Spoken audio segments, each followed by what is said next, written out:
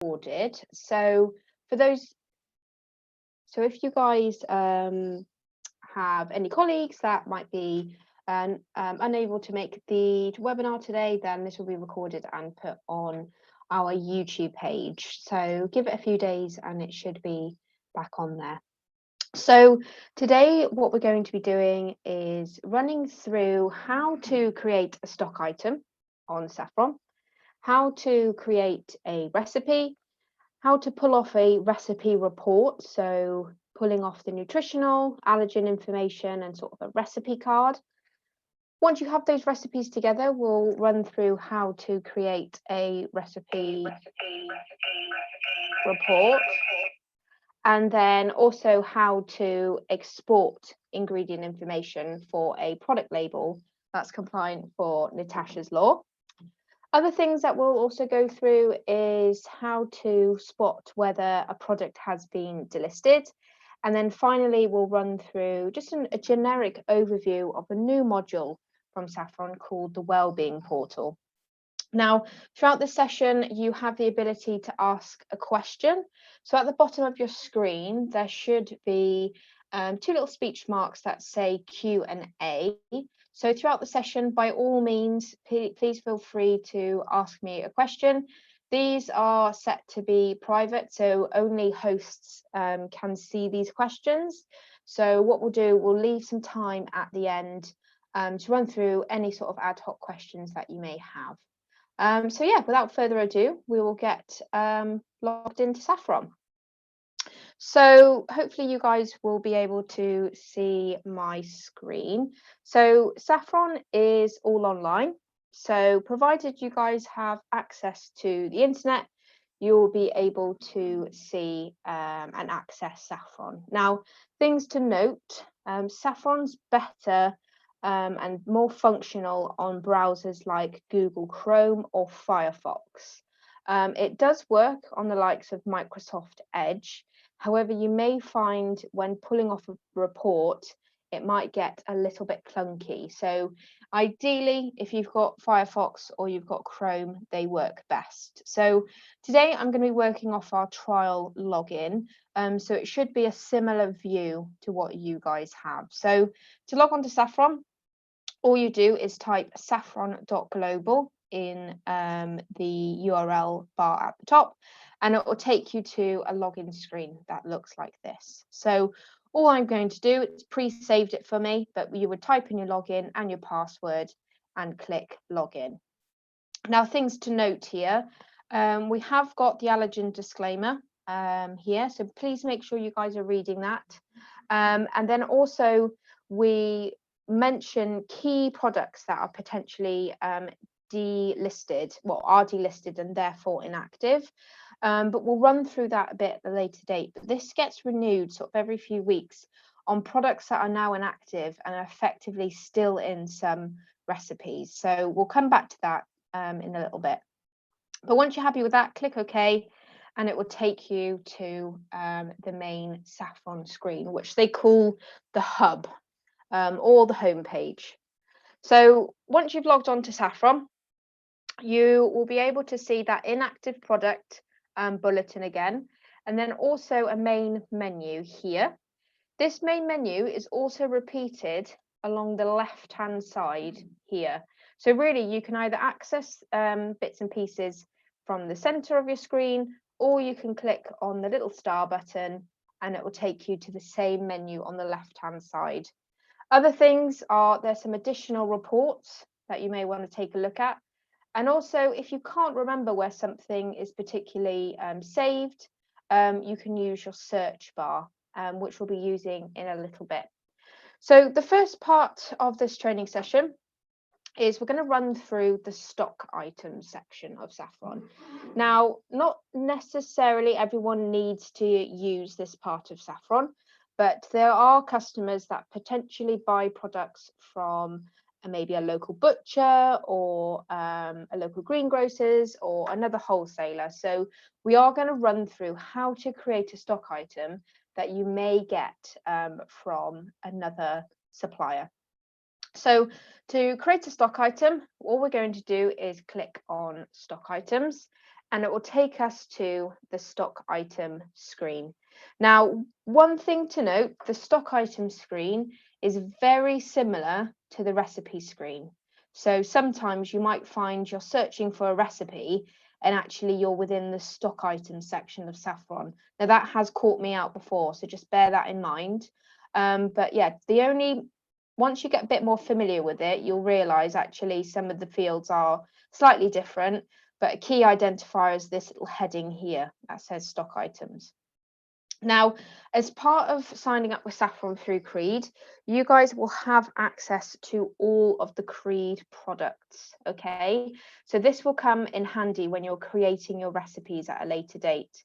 So I have, if I just take a step back, I've just pressed that little magnifying glass button and it has taken me to sort of the first list of the Creed products here. So we can see we've got some country range macaroni, etc., etc. So if I click on this product, so country range pasta quills, we can see this is the Creed code that you guys would buy the product from.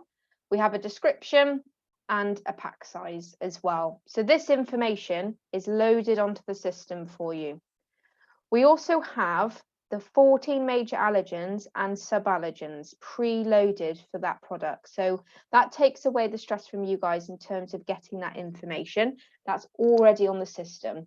This information is provided by the manufacturer and then uploaded to Saffron. Okay. If you guys had a price against it as well, it would also appear within the standard cost section. So your pricing will get loaded onto your account on Saffron. So all of this comes in handy when you're creating your recipes. So like I said, a lot of you probably won't need to go into this section on Saffron that often. However, this is more applicable to those that purchase from alternative suppliers. Additionally, you can have a look at the nutritional information for that product as well. So I've just clicked on nutrition and it's taken me to a new screen, which has given me the nutrition for the compulsory nutrients per 100 gram. So that is standard as per legislation. All right. And one thing to bear in mind, nutrition, compulsory nutrition, are sort of these top, I would say 1, 2, 3, 4, 5, 6, 7, 8, 9 nutrition attributes here. Okay, with the exception of fiber. Fiber used to be compulsory. It's now a voluntary nutrient. So just bear that in mind. If you guys are running reports that you may want to know magnesium, it isn't a compulsory nutrient for suppliers to provide unless that product is advertising it itself as high in magnesium. It needs to go out and test for that. So just bear that in mind when running reports. The compulsory nutrients have to be on there. However, sort of more micro nutrients and vitamins are less popular and provided by suppliers. Now, to go back, I'm just going to click close and it will take me back to the stock item screen. Now, one thing to think about is Saffron is a system within Chrome. Okay, so if I was to click this little back button at the top that you usually would on your browser, Saffron will take me back to the login screen. Okay, because effectively we're going back a step in terms of logging in. So just bear that in mind. So one thing to think about, all I'm going to do to go back to the main menu, I'm going to use the navigation bars. So I can either press close here or I can press the home button, up to you. So I'm going to click close and that will take me back to the main menu. Okay, so if I press the back button, as is always on the top of your browser, that will boot me back to the login screen, which can get a little bit frustrating sometimes. So I'm going to go back into stock items, and what I'm going to do is I'm going to create a stock item. Okay, so the first thing I'm going to do is click new. So this little page with the plus button is create new item. And what it does, it brings up a new window for me. So what we like to do is make sure that we have a coding system that's relevant to your account. Okay, so say for example, if your account code was Park 1234 with Creed, we would like to make sure you have park within your stock code and your recipe code. Now, this becomes really handy at a later date of when we are made aware that a product is now being delisted. We can then notify you of products that are being delisted and your affected recipes. Without this key identifier, we don't know what product is within certain customers' recipes or stock items, and as an example. Okay, so make sure you've got your sort of key identifier at the beginning of any stock item or any recipe, so we're aware of whose is whose. Okay, so I'm just going to follow that suit. So say your account with Creed is called Park. I'm going to do Park 001. Okay, and then I'm going to put in a description. So the description of this is I'm going to say baked beans. Okay, and then standard size, I would say 1 × 1 kilogram, so kg. Now, if I press the tab button on my keyboard, you may have been able to notice it's calculated. The base quantity is 1, and it's figured out behind the scenes that that's kg. Okay, if I set this to kilo, the system will sort of panic a little bit. So same thing as well, you could do LTR, so 1 LTR, press the tab, and you could see it's changed that base unit to liters. Okay, so this is how it does all its calculations in the background. Alternatively, you could just do 1, and then you could see the base unit is eaches. This does cause some issues at a later date in terms of, say, if you're putting it's baked beans and then within a recipe you put 100 grams, the system will come up and say, what is 100 grams in eaches? It needs to know that conversion in order to work out the nutrition. Okay, so they're sort of key things that do sort of pop up. So 1 × 1 kg, let's say, and then you can put it in sort of whatever subgroup that you would like. So there's some weird and wonderful ones that you can apply, or additionally, there's one which is called other supplier. Now, you don't have to really conform here. Saffron just likes things to be categorized. So as long as you've got it within something, that's completely fine. Okay. Tax code and purchase group, keep them how they are. This is for an additional module which Creed don't provide. Okay, so leave them how they are. And then the last thing is you can put in a default cost. So let's say £1.50. Now, if there's any sales reps out there from Creed, I could be undercutting. Do not quote my prices. £1.50 for 1 kilo. That could be loads or not enough. So yeah, this is a dummy price. So all I'm going to do is click create, and then it has created that template stock item. So what you could do, you could leave it here and just use that within your recipes and use that to calculate your costings. Or alternatively, you can then go in and add in things like allergens. So I've just clicked on this allergens tab. So I'll redo that again. So click on allergens, and we can see there's nothing populated here. Okay, so the first thing that you can do is go add missing allergens.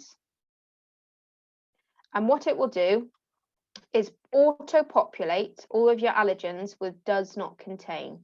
Now, this is where you either need to get your supplier or have a look at the back of packaging of the product and go in and see what it contains or doesn't contain. So, for example, quite common with baked beans is sulfites. So you'd want to click on that particular allergen, click the down arrow, and then you can change it to contains, does not contain, may contain, or no data. Now, you can completely skip this step. You don't have to add in allergens, but I was just sharing it for those who want to add in allergens. Now, make sure your supplier is providing this information for you and always double check on the packaging. So I'm going to press save. And then the final thing I'm going to do is add in the nutritional information. So I'm going to click on nutrition, and it'll take me to that nutrition window. Okay, now not as obvious this one. What you want to do is click in this nutrition product section here. So I'm going to press that down arrow. And then what it does is bring up a database. Okay, so the Food Standards Agency sort of go-to when it comes to nutrition is a source called McCann-Widderson. Okay, so if I search on nutrition description and type in McCann's, this is a database of the most popular bought products within the UK and their average nutrition. So you can see you've got raw noodles, you've got tapioca raw, you've got the likes of rusks, pretty much everything. You'll have chicken, you'll have beef, etc. So you can take this information from your manufacturer, which is preferred. However, there is this source available on Saffron if you want to use it. Now, for example, we're doing baked beans. So I'll type in baked and change that to description. Press search, and we can see there's a huge database here. We've got some Creed ones, but as you know, these are for particular branded products. So the ones that you probably want to do is take it either from the supplier that supplies you that particular product, or you've got some average nutrition here. So we've got baked beans canned in tomato sauce, which I'll select on this occasion. However, you've got the likes of reduced sugar and reduced salt as well. So things to think about. However, preferred method is getting that from the supplier itself. So I've clicked that, and I'm going to click update nutrients, and then it will populate that nutritional information for me. And what's quite handy with McCann-Widderson is they do have some smaller sort of vitamins, minerals, and micronutrients as well. So yeah, all I'm going to do now is I come out of there and press close, and that is that stock item created. Like I said, you don't have to add in your allergens and you don't have to add in nutrition. Just follow the steps within this template of a new product and you're good to go. However, if you don't add these in, it won't pull that through into a recipe. All right. So like I said, if any of you guys have got any questions on stock items, please make sure you use the Q&A button, and I'll answer them at the end of the session. Okay, with that in mind, we're going to move on to the recipe section of Saffron. So like I said, to go back, use the tools and the navigation buttons provided. So I'm going to click the close button, and it's taken me back to that home screen. Okay, so the next section is recipes. So this is probably where the most of you will spend your time on Saffron. Okay, so stock items, like I said, only applicable to those that purchase from different suppliers. Recipes is where pretty much everyone uses this part of the system. So as I've mentioned before, you can see the recipe screen is quite similar to the stock item screen in terms of colors and the way the fields have been laid out. So a good identifier is that recipe title here, but over time you'll kind of get more familiar with the screens. What you can do on Saffron as well is press the zoom in and zoom out buttons if you wanted to, if you felt that you wanted to have a wider view or a smaller view. So that's the zoom 1 button at the top. Okay, so everyone's user on Saffron is completely different in terms of what recipes you can see. We have a bunch of sample recipes on Saffron, which the trial account has access to, which I'm logged in today. So we have recently developed a 3-week care menu, as well as we have got a 3-week early years nursery menu on Saffron. Okay, so anything under the care menu is titled C, and then it's relevant sort of either dessert, main, or starter.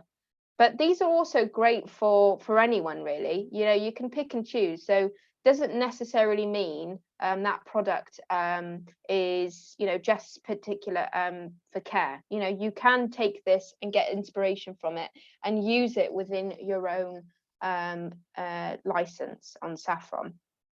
So, for example, if I type in quiche in the top bit, you can see we've got some quiche options as well. So, like I said, you'll be able to view all of your recipes as well. I'm just on the trial account today, so we have a few less than the regular user on Saffron, but still some that we can use and go through today. So, if I click on the description, it's not taking me anywhere.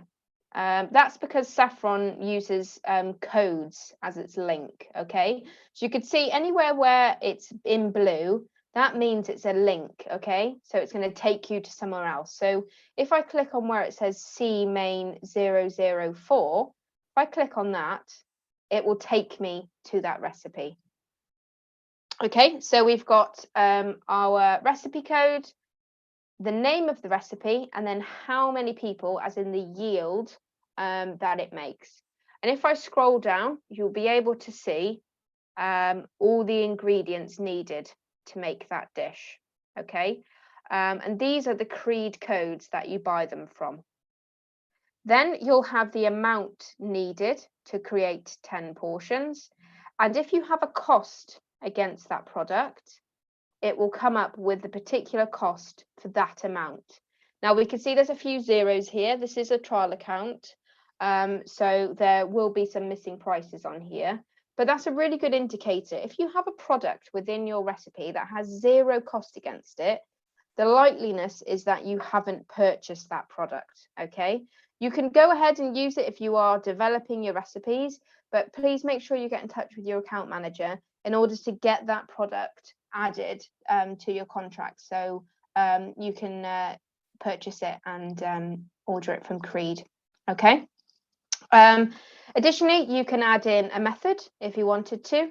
This is a pretty basic one, but it does what it needs to. And you can also upload an image if you wanted to. This example doesn't, but that could be quite useful for if you have potentially a group of accounts that have a particular way of serving a particular dish. You can upload images on there, and then you have sort of the instructions in a visual format of how to present that dish to whatever end user that you have.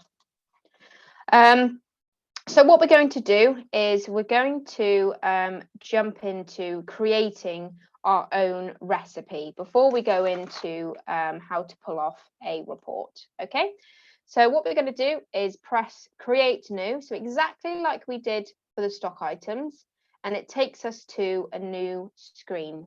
So we're going to follow that same process of putting your account number in front of that code. Okay, and then I'm going to do Park 002. Now, if I typed in Park 001 here, Saffron will panic and say that already exists. Okay, so please use a unique code. So I'm going to go ahead and put 002. And we're going to do something really glamorous today. We're going to do baked beans on toast. And I'm going to set it for one portion. Okay, and then a subgroup. This is, once again, like I said, Saffron likes to categorize things. So there's a bunch of recipes or recipe product groups you can put it into.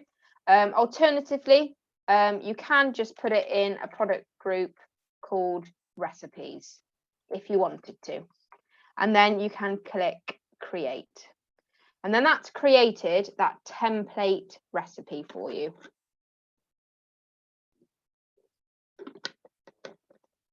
Okay, now the next thing to do is we need to add in the actual ingredients to that recipe. So to do that, it's this second, like sort of bottom half of the screen. So I'm going to click new, and what you'll be able to see is sort of a faint, hopefully a faint white line here sort of appear at the bottom.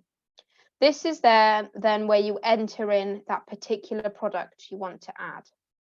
If you know the Creed code, you can go ahead and type that in directly, or if you're unfamiliar with it, press the little down arrow and that will take you to that viewing screen where you can see all of the products again. So I'm going to type in bread. Let's start off with some bread and click search. This will bring up everything with bread in the description, okay? What you can do is use these headers as a way to sort whether you have a price. And like I said before, that's a good indicator of whether you purchase that product, okay? So if I click on price, we can start to see we're getting some prices pull through. So these are the ones that most likely that you guys purchase through Creed, because you have a price quoted against it. All right. So I'm going to filter on code because I'm not too bothered on price. And I'm just going to see what's out there that we can use. So I'm going to use the Fletcher's, I don't know, thick slice wholemeal sandwich bread. So like I said, I'm going to click on the code, not on the actual description, because it won't take me anywhere. And we can see that product has now been selected. Then we're going to put in the amount needed for one person. So on Saffron, we do have some pre-saved sort of amounts as such. So if I type in 2 slices, it hasn't brought up an error message. Now, if I typed in 2, I don't know, loaves, for example, that's a bit excessive for one big sandwich. Saffron will go, what's going on here? You can create an amount called loaves, but I need to know the grammage. The reason why it needs that is because it needs to be able to work out the total grammage per 100 grams in order to figure out the nutrition. All right, so you can type in whatever you wanted in this field.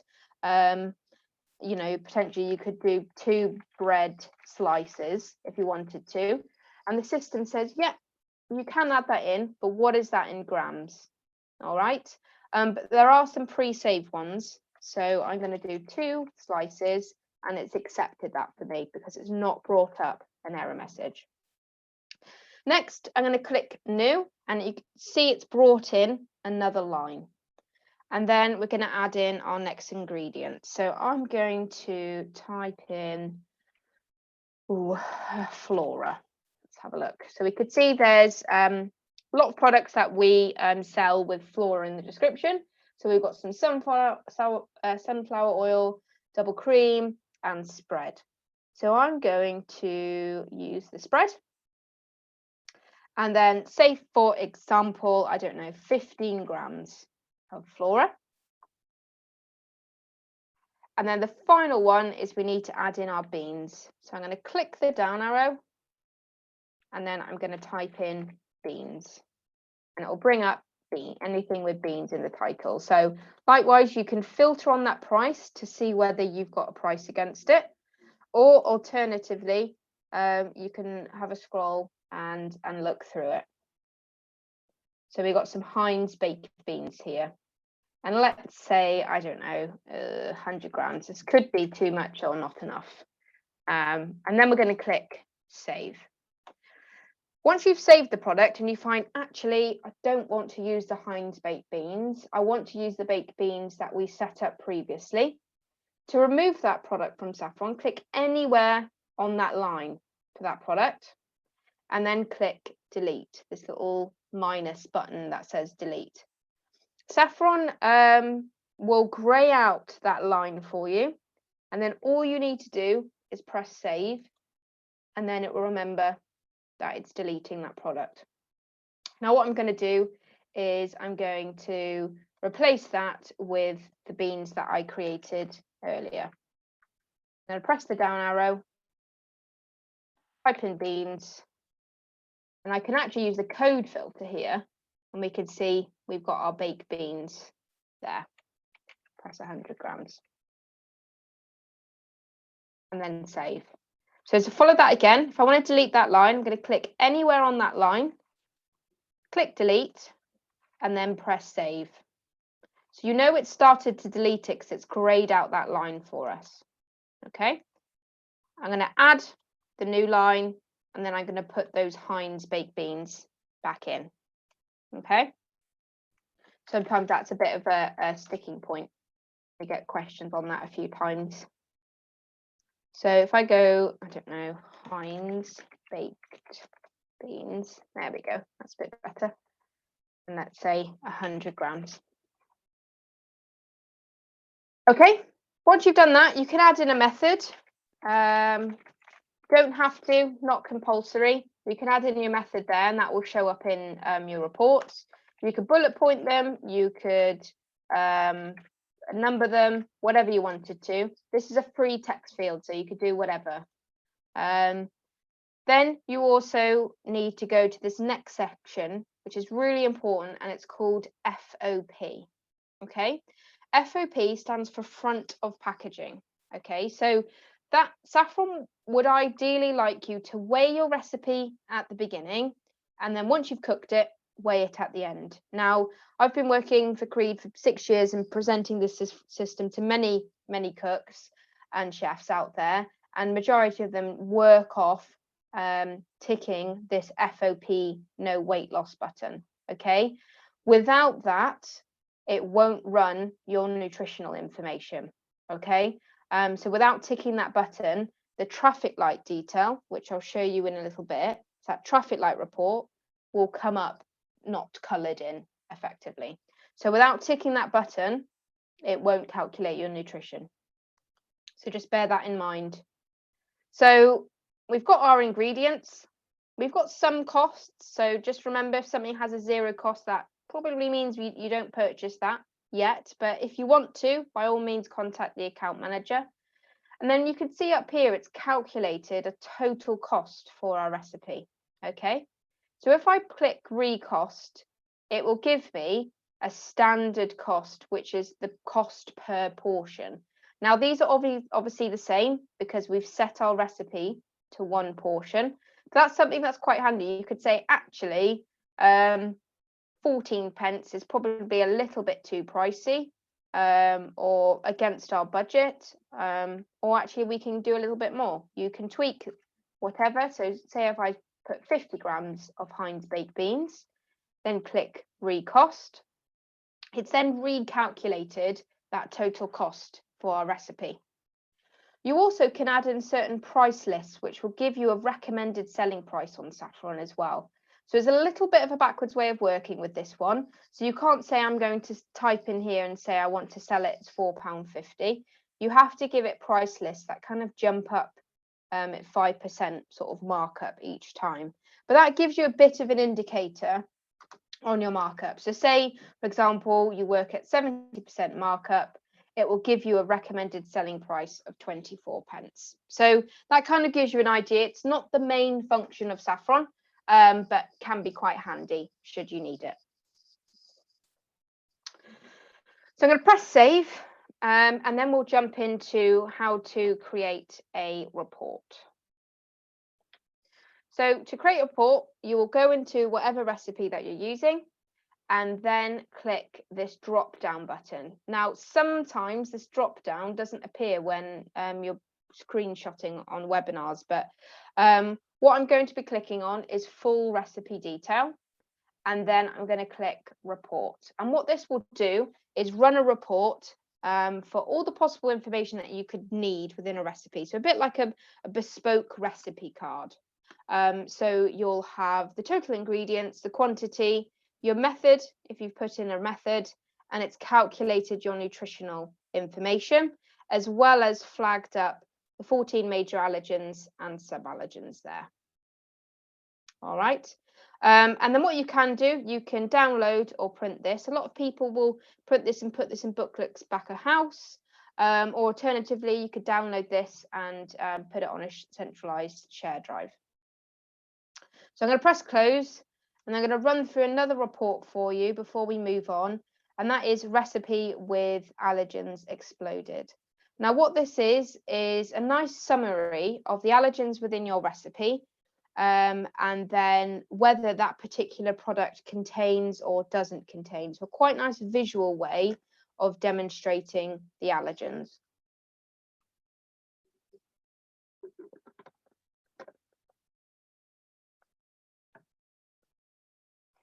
So give it a few seconds to load.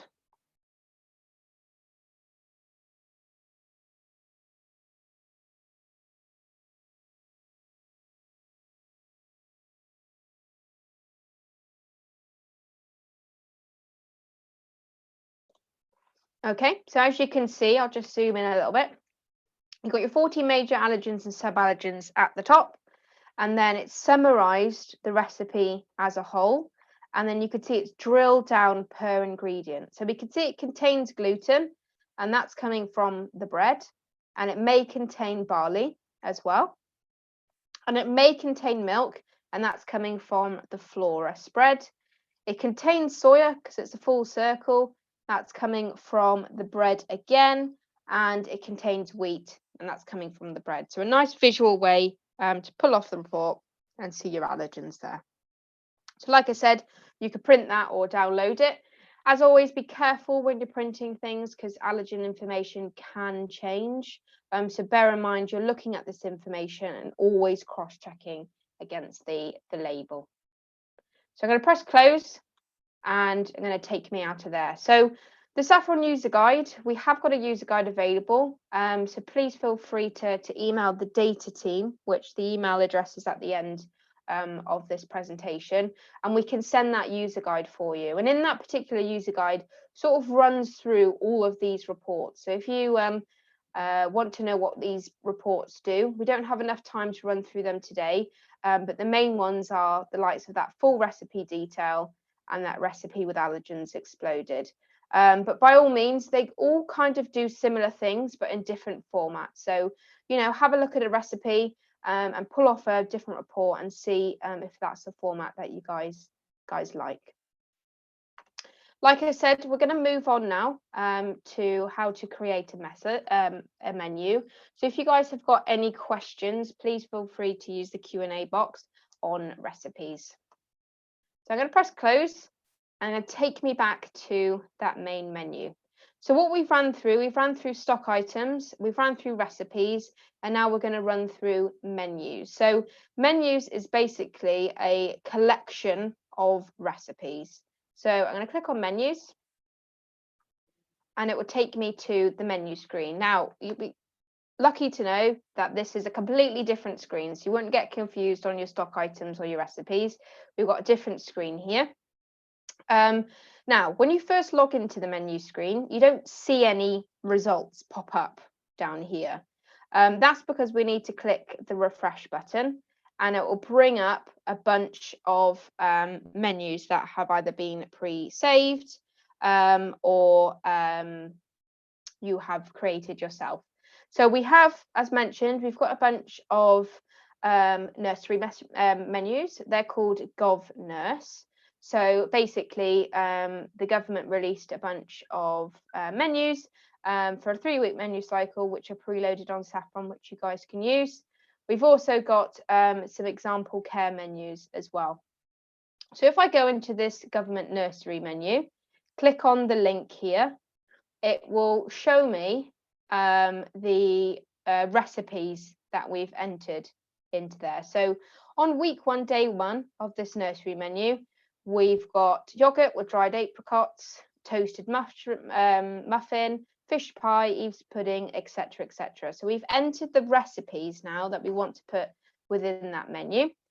And what you can do is compare it against a particular nutritional rule. Okay, so for example, the government have released a guide for 2 to 3-year-olds on the standard nutrition of full day of care. And what you can do is run a report to see whether your bespoke menu meets those nutritional standards, okay, which we'll run through that report in a little bit. So this is just viewing at a day, or we have other sort of destination leisure customers that might say this is a sort of our pizza menu. So these are all the pizza options that we want to put together. And they can review sort of the actual costing as well. So you could start to see at 80%, it's going to cost us 44p for dried apricots. And then, for example, we will make roughly a £1.21 profit. So you can really drill in, and you can sort of have a look at your gross margin, etc., etc., if you were looking for that information. Or you can pull off the likes of your nutritional information as well. So you could say, what's our highest product recipe within this day that's really high in nutritional information, as in maybe calories. So you might say couscous might be too high for that particular day. Let's remove this from our menu and replace it with something else as an example. So to create a new menu, very similar to how to create a stock item and how to create a recipe. We're going to follow that same structure as in putting your account in front, and I'm going to do 003 this time, and I'm going to type in example menu. And you then can add in your price list. So this is the markup that you want to apply to your product. If you don't charge, you can set it as cost. So I'm going to set it as cost today, and then click create. Once I click create, we're then going to add in the recipes I want to put in that menu. So I'm going to click new.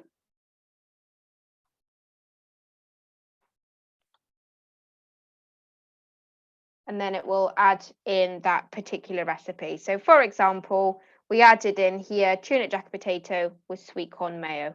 So we've got that particular recipe within there. If I go back, click new, click on the product code and click the little down button. And then we've got a selection of recipes that we can add in for that day. So for example, fruit trifle. I'm going to add that into my menu. And then I'm going to add another one. Click the down button. And then, I don't know, let's do that quiche. So I'm going to type in quiche at the top this time and do that quiche Lorraine. And then press save. Now what you can do is assign that a nutritional rule.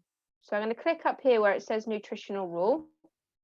And we've got a bunch of sort of nutritional standards that are already preloaded on Saffron. So you could say, let's compare this against the nutritional standard for residential care.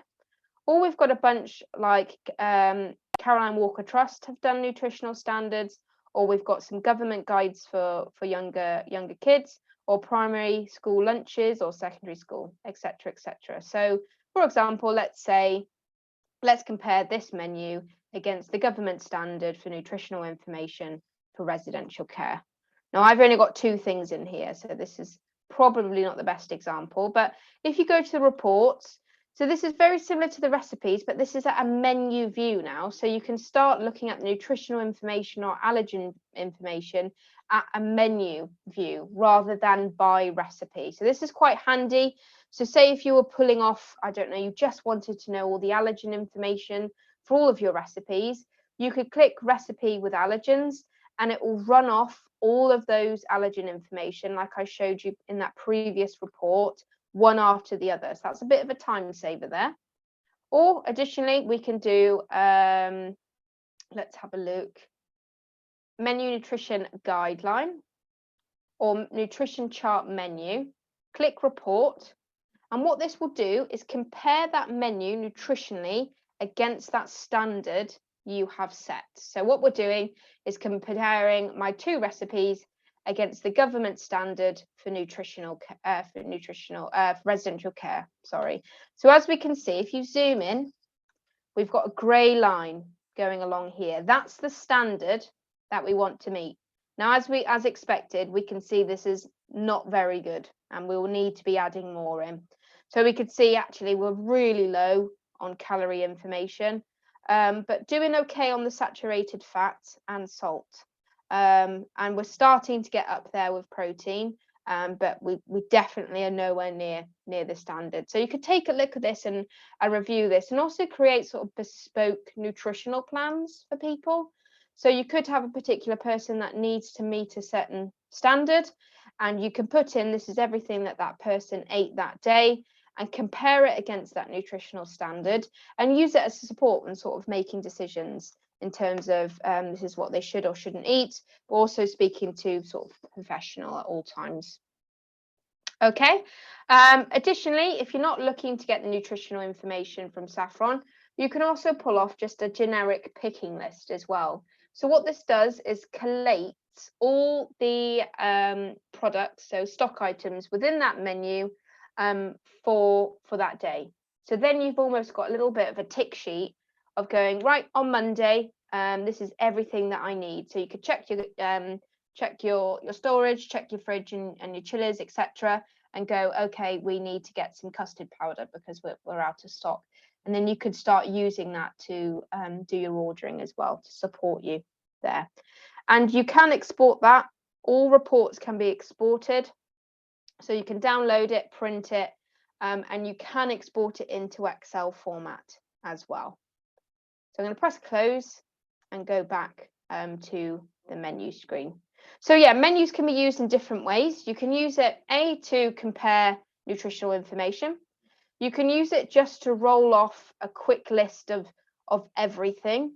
So instead of going in by recipe and pulling off the individual report, you can bung them all into a menu and then go click recipe with allergens, or an example would be, let's have a look, just recipe. And this will pull off a recipe card for everything within that menu. All right, so that's a bit of a time saver, especially it saves you time in sort of searching the individual recipes over and over again. You could just click into that menu, and then all it will do, you've got your fruit trifle there, and if I scroll down, it's jumped straight into the quiche Lorraine. So you've got all of that information one after another. And then the final thing is, obviously you can use it to start tracking sort of the money that you're making. So obviously these are demo prices here, but you can start to see this is going to cost me 33 pence per portion. And actually, if I put in a price list of, I don't know, 80%, it could start calculating, you know, sort of gross profit and gross margin, etc. So it will start giving you selling prices as well, which is quite handy. So yeah, different things you can use menus for different sort of sectors or different requirements. Okay, so that's how to create a menu on Saffron, and the reports are very similar in terms of the top of the bar, and then just have a look at these and see what best suits you and your business. So I'm going to press close. The next thing I'm going to run through is we've got a few people that use labeling systems, in particular the Daymark printers. So if that is you, ideally, we'll run through this very quickly, but we would like to hear from you in terms of additional support, and if you want some more training on that. I'm just conscious on time, but I'll run through how to go through that today. But by all means, please get in touch with us on how to link them. So to create the ingredient information on Saffron, you go ahead and create that recipe as we've run through. Okay, so that recipe will have to be pre-created in the background in order to export that ingredient information. Then we go to the search box, this little magnifying glass, and we're going to type in export recipes. Okay, and it's that button that says export recipe at the top. Okay, then it takes you to a screen that looks like this. So it's asking you to select a unit to load product subgroups. So what that means is it's saying, please can you select your own unit? So effectively you're having to select yourself in the filters on the right hand side. So this one's called trial account. So I'm just going to select me and press apply. Now once I've done that, it will give me a recipe count. Okay, and this will only count recipes that are in a product group that is set to print labels. Okay, so if your recipe doesn't have a Natasha's Law product group assigned to it, it won't print the label. Okay, so we'll jump back to that in a little bit, but in terms of exporting it, all you need to do is click export to CSV, and it will export that ingredient information for you. Now the agreement that we have with Daymark is that you would send this extract to Daymark's email address, and they will upload this information to your tablets. Okay, if you guys haven't had a training session with the guys at Daymark, please, like I said, please get in touch with us. as we would like to arrange a separate training session for you. Okay, so as we can see, it's exported that information into an Excel format, which Daymark will upload to your tablet. So you can see we've got all the nutritional information, but what we need to know about is the ingredient information. So it's collated all of that information for that quiche that we went through earlier, and given it into sort of a one big quid list in order to print and upload to the relevant tablet. Now, you don't have to have the Daymark tablets here. You could potentially put this in Word or whatever and create a particular label yourself. So this collates this information for you. So don't always have to have the Daymark printers. However, it's a more seamless way of producing a label. All right, and there's other further things as well in terms of the may contain statements, which you wouldn't necessarily get through another system. So you cannot sort of state that this quiche Lorraine will have may contain of soya. Okay, so that's how to export it. Now, the prerequisites to this, as I've mentioned, that product, that recipe, that quiche Lorraine has to be within a Natasha's Law recipe group. So what do I mean by that? So I'm going to go back to nutrition and click on recipes. All right.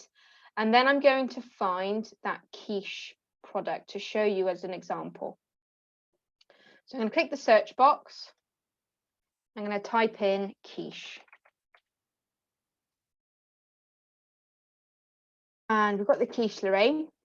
So as you can see, the subgroup says Creed NL. So that's Creed Natasha's Law. Now there's something in the background of the system which we've set to say that any recipes that are within this subgroup can be printed to a label. So that's really important to check. When you're creating a recipe that needs to be exported, make sure it's within Natasha's Law subgroup. Other things to note, make sure all the allergens are complete. So that says green. And also this FOP button, which is grayed out in this example, but you guys will be able to see it in blue. That button has been ticked. So without these three things, so it's not within a subgroup, the allergens aren't complete, and the FOP button's not been ticked, it won't print that label. Okay, so one thing to bear in mind there. All right, so like I said, any other questions, please feel free to use the Q&A box and we'll answer them at the end of the session. Okay, so the final thing, what we're going to run through before we jump on the wellbeing portal is identifying delisted products. So if a product's been delisted, we always make sure we put 2 X's in front of it. Okay, so if you've got a recipe that has got a delisted ingredient in it, that has 2 X's in front of it, or alternatively, the allergen information will be missing. Okay, so for example, apologies, if I go back to stock items and I just search for a product, press search, well, you can start to see we've got lots of X's here. So if that appears within your recipe, Creed no longer sell that product on that code. That doesn't necessarily mean we no longer sell that product at all. It just means the code potentially has changed. This could be a few reasons. Could be a pack size change. It could be there's a tweak to the recipe, therefore the allergens. Alternatively, it could be the supplier no longer manufactures that product. If that is the case, always speak to your account manager and we'll find a suitable alternative for you. So that's one thing to bear in mind. Little X's mean that product is no longer sold on that code, but not necessarily means Creed no longer sell that product or a product similar to that. When a product is inactivated, as in X'd out, the allergens drop off. Okay, so sometimes the allergen upload beats us to it before we've put an XX in front of it. And when we go into a particular recipe, let's see if I can find an example for you. It will show allergen information as missing. Okay, so if I just, let's have a look, see if I can find one as an example for you. Apple crumble. Nope, so that's saying green, that's saying complete. So we've got all allergen information for that product, and that's an indicator, because as you can see, all the ingredients don't have any XXs in front of them. So if I click next, these are pretty good. Most of these are pretty good actually, probably not the best example, but what it will do is it will come up as red and say incomplete. Okay, and you'll be able to click on this button here and it will be able to show you what particular products are missing allergens. Okay, if ever that is the case, please let us know by emailing datateam@creedfoodservice.co.uk, and we'll be able to let you know if there's a suitable alternative or whether you need to get in touch with your relevant account manager. Okay. So the final thing that I'm going to run through today is the Saffron Wellbeing Portal. Now, it's a new module to Saffron, and the way we're describing it is a bit of a customer end user way of showing that allergen information. Okay, so this is an additional module to Creed. So you will have to have a Saffron license, and this is an additional charge in terms of paying for a particular URL. So we've got a dummy one here which says creedfoodservice.mysaffronportal.com. You guys have access to this, so feel free to use this and have a look at a later date. But this is effectively a customer-facing way of showing your allergen information. Now, you have the flexibility to change the colors, add in a logo, etc., etc. So please, when you guys set it up, we can talk you through that process. So we have a few customers that do it in different ways. We have a customer that has this at till point. So when that end user is making that decision, they can have a look on here. They can have a look at the menu information and go, I would like to have a look at all of the pizzas that they have on offer.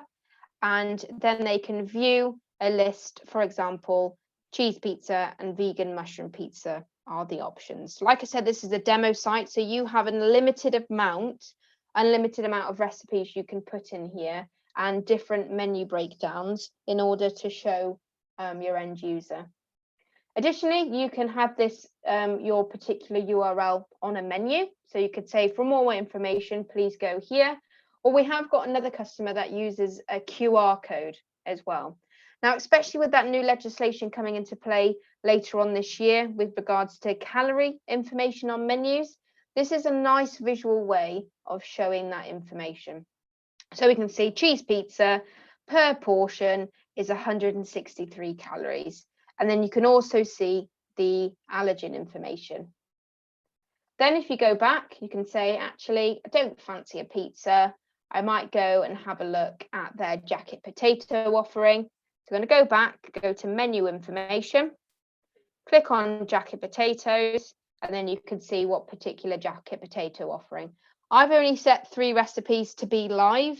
So as I mentioned, this is a demo site, but it gives you an idea.